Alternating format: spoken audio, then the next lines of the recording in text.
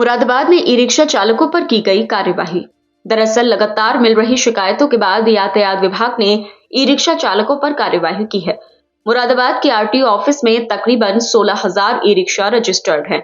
चालकों द्वारा e rickshaw की फिटनेस नहीं रखने और गलत तरीके से चलाने के संबंध में मिल रही शिकायतों के बाद कार्यवाही की गई। एक विशेष अभियान चलाकर यातायात विभाग ने 150 ई रिक्शे को अपने कब्जे में लेकर कार्यवाही की है। फिलहाल थोड़ी बहुत कमी होने पर चेतावनी देकर चालकों को छोड़ा जा रहा है, तो वहीं दूसरी तरफ कागजों में बड़ी कमी होने पर उन पर आगे कार्रवाई की जा रही है।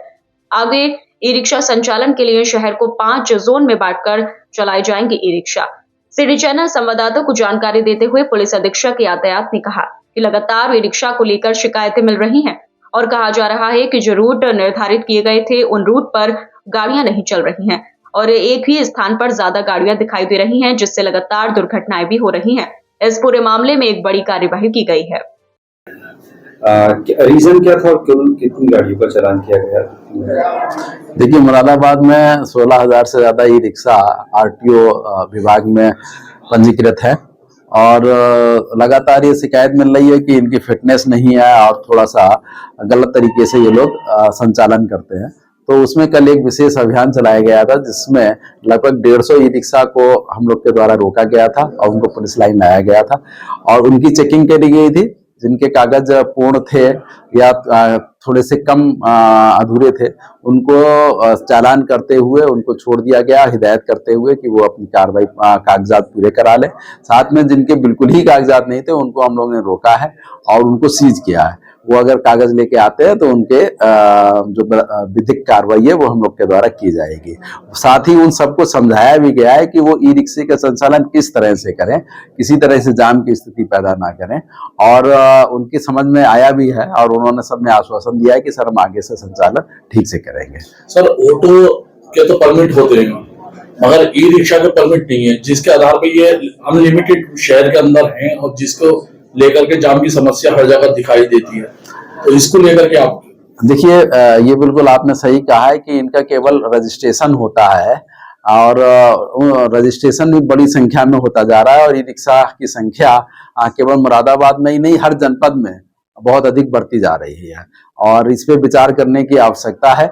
इसमें समय समय पे मीटिंगों में ये उठ भी रहा है कि ई रिक्शा को कहीं ना कहीं पे उनकी सीमा, उनकी लिमिट फिक्स की जाए।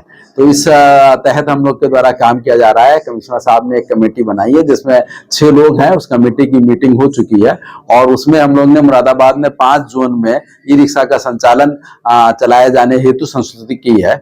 अब उसमें निकट भविष्य में उसको हम लोग अमल में लाएंगे। सर ये जोन जो आप 5 जोन बता रहे हैं, ये पहले भी इसको संचालित किया गया था मगर वो आज फिर उसी तरीके से चल रहा है? नहीं, उसमें हम आपको बता दें, पहले जो ई रिक्शा जोन बनाए गए थे वो 8 जोन बनाए गए थे, लेकिन वो एक एक्सपेरिमेंट था और उसमें बहुत छोटा एरिया हो गया था, इसीलिए लोगों ने शिकायत करी थी। शिकायत करने के बाद अब उसमें 5 जोन इसलिए बनाए गए, लेकिन अभी उसमें कानूनी जो चीजें हैं उसको पूर्ण करने के बाद ही अब हम इसको डिक्लेयर करेंगे। पिछली बार जो कराया था जस्ट एक्सपेरिमेंटल था, वो 15 दिन का करा गया था।